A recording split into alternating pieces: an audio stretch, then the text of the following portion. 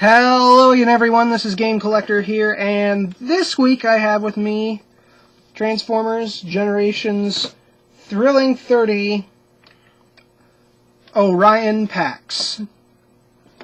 And there's the figure right there.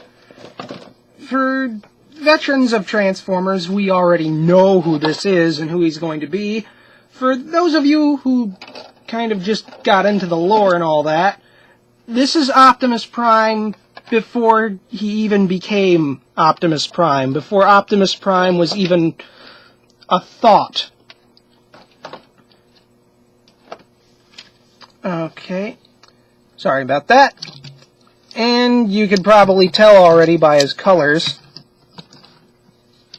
I really don't have any figures nearby to compare him to right now. Oh, yes I do, actually.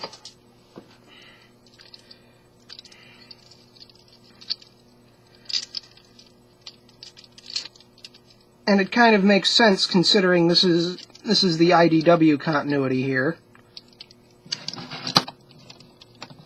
They're both deluxe scale, and one is obviously much bigger than the other.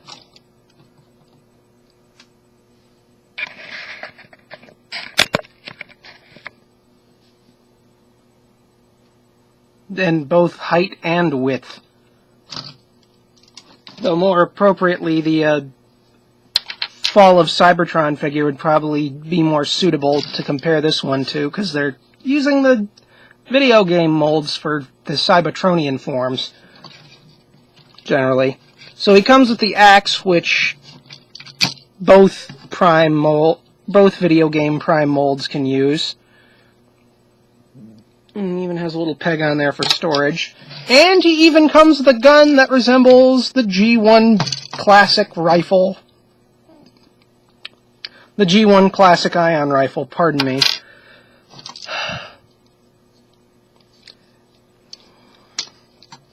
It has hinged shoulders,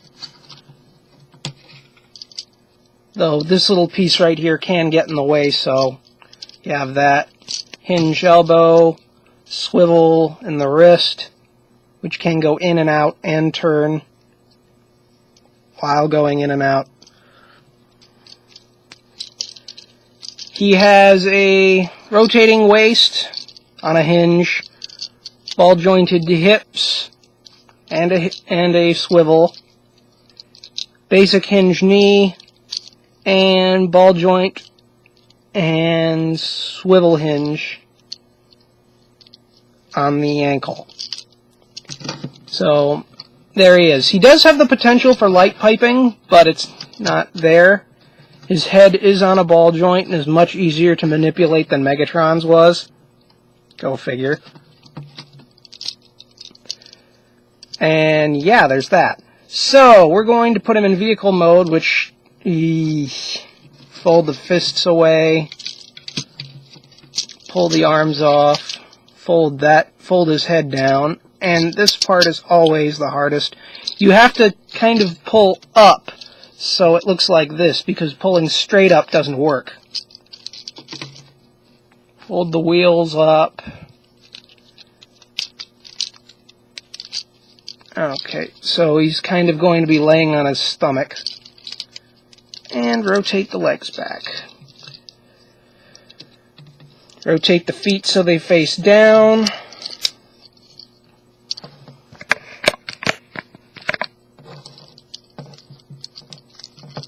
And then push them into the backs of his legs, so they're flat. Next up, going to go up here and kind of get those in place. Granted, there's no way to really secure these in place until after you're done with the legs. So, peg the legs into one another. Okay, after you splay these out, if they're not perfectly straight, the pegs won't want to match up. And it'll be really, really uneven. There you go. And now, you just take these pegs on the back of his arms and put them in.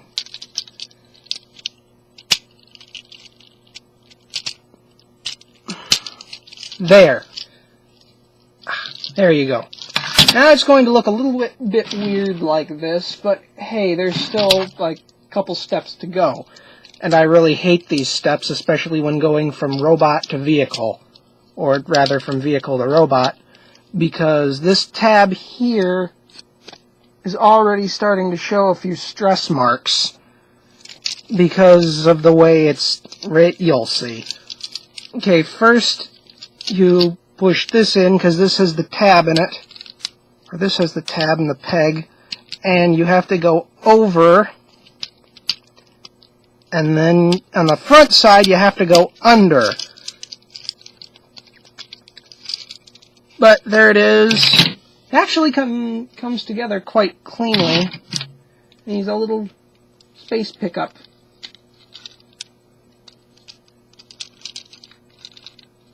Which isn't too far from how he looked in G1. The G1... He was basically a G1 remold of Cup. For the eHobby exclusive. Which I do not have, by the way. Thank God, that thing is so expensive. Though, I am going to say this now. Sometimes the front wheels don't like to stay in. And they will kind of jut out unevenly. And there he is with his weapon storage. Like most wheeled vehicles, he rolls properly. And now we just take the parts off. With this, it's easier to do the front because you just do that, and then doing the back is a little bit harder. Yeah, that's probably why, because you didn't. It just kind of slides out, which doesn't feel right. So basically, you leave it like this. Pull the upper half off.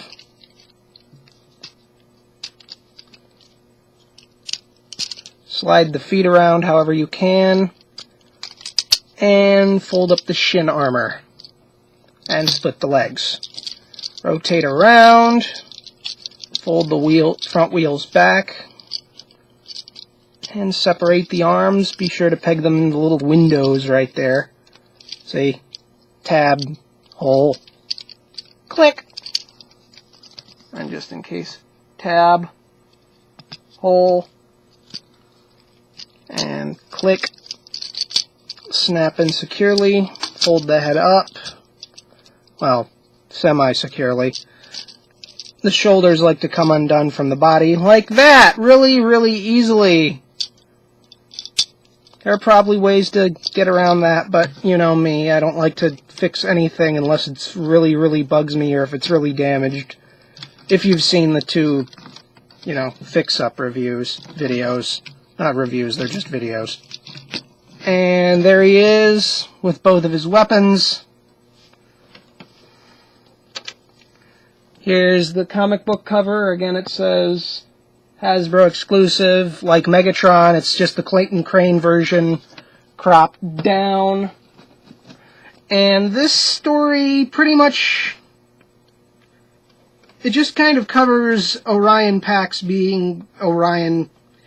It's just an Orion Pax adventure, really.